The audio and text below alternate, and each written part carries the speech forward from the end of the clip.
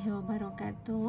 Baiklah, kita akan masuk ke bab 2, yaitu tentang aljabar, di mana terbagi menjadi 3 submateri. Yang pertama, mengenal bentuk aljabar. Yang kedua, unsur-unsur bentuk aljabar. Yang ketiga, operasi bentuk aljabar. Oke, kita bahas yang pertama, mengenal bentuk aljabar.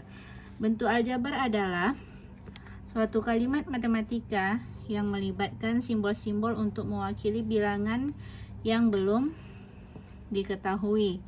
Contohnya, yang pertama ada 5x yang artinya berarti 5 dikali x.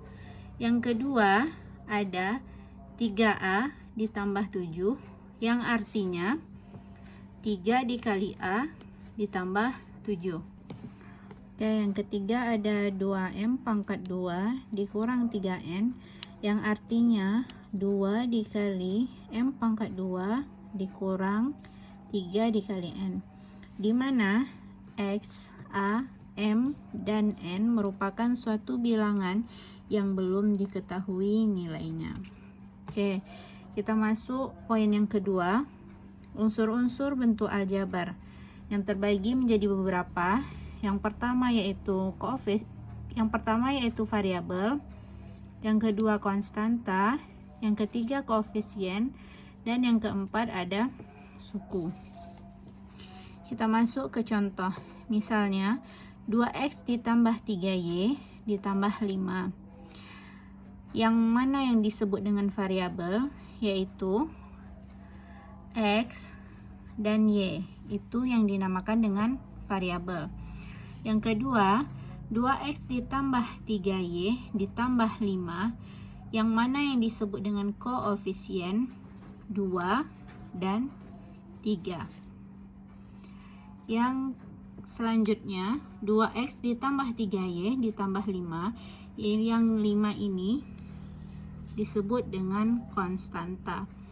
Yang terakhir yaitu 2x ditambah 3y ditambah 5. 2x, 3y, dan 5 itu disebut dengan suku. Berarti ada 3 suku yang tak sejenis dalam bentuk aljabar di atas. Ini sukunya. Berarti 1, 2, dan 3. Oke, selanjutnya, bentuk aljabar yang terdiri dari satu suku itu disebut dengan monomial. Contohnya 4a, 2b pangkat 2, dan 3. Yang terdiri dari 2 suku disebut dengan binomial. Contohnya 4b ditambah 3b, 2b pangkat 2 dikurang b, serta 2x dikurang 3. Yang ketiga, yang terdiri dari 3 suku disebut dengan trinomial. Contohnya ada 2x ditambah 3y dikurang 4, dan ada 2a pangkat 2 ditambah a dikurang 3. Sedangkan yang terdiri dari lebih 3 suku disebut dengan polinomial. Contohnya ada x pangkat 3 ditambah 2x pangkat 2 dikurang x dikurang 2, dan 2p ditambah q dikurang 3r plus s. Nah, untuk contoh yang di atas, 2x ditambah 3y ini termasuk dengan yaitu trinomial karena terdiri dari 3 suku. Trinomial. Selanjutnya kita bahas tentang pengertian variabel, koefisien, konstanta, serta suku. Nah, kalau untuk variabel, lambang pengganti suatu bilangan yang nilainya belum diketahui dengan jelas biasanya dilambangkan dengan huruf. Tadi contohnya yaitu 2x ditambah 3y ditambah 5. Ini yang disebut dengan variabel. Yang kedua, bilangan yang memiliki variabel pada bentuk aljabar, yaitu dinamakan dengan koefisien. Contohnya tadi 2x ditambah 3y ditambah 5. Ini yang disebut dengan koefisien.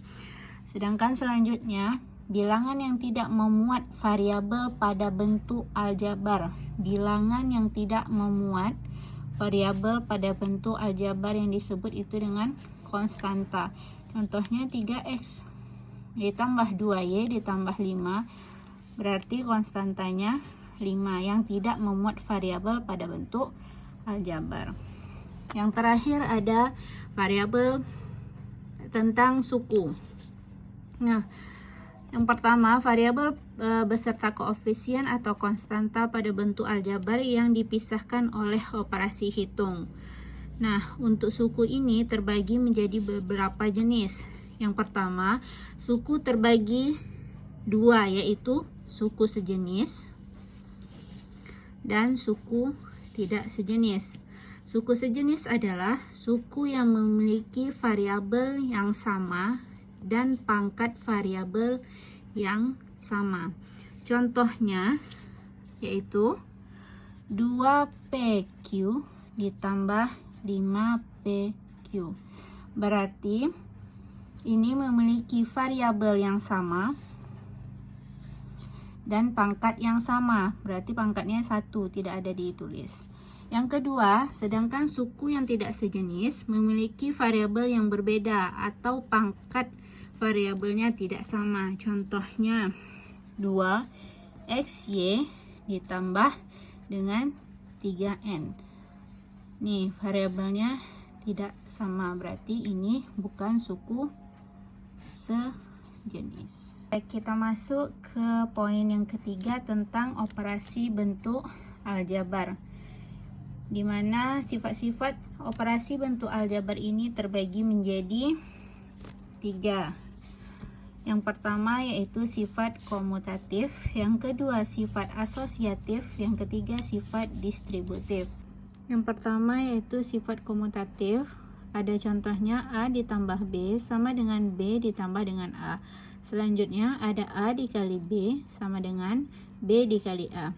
Yang kedua ada sifat asosiatif, di mana contohnya buka kurung A dikali B tutup kurung dikali dengan C, sama halnya dengan A dikali B dikali dengan C. Yang kedua A ditambah B tambah C, sama juga halnya A ditambah dalam kurung B ditambah C. Yang ketiga yaitu ada sifat distributif, di mana contohnya A dalam kurung B ditambah C sama dengan A dikali B ditambah A dikali C.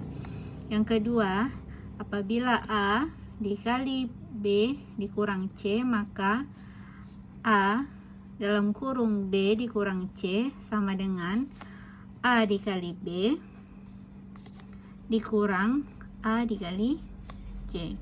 Oke, kita masuk ke contohnya, di mana 9x dikurang 4x sama dengan, berarti 9 dikali x dikurang 4 dikali x, di mana kita samakan 9 dikurang 4 nih dikali dengan x sama dengan 9 kurang 4 yaitu 5, dikali x sama dengan hasilnya 5x.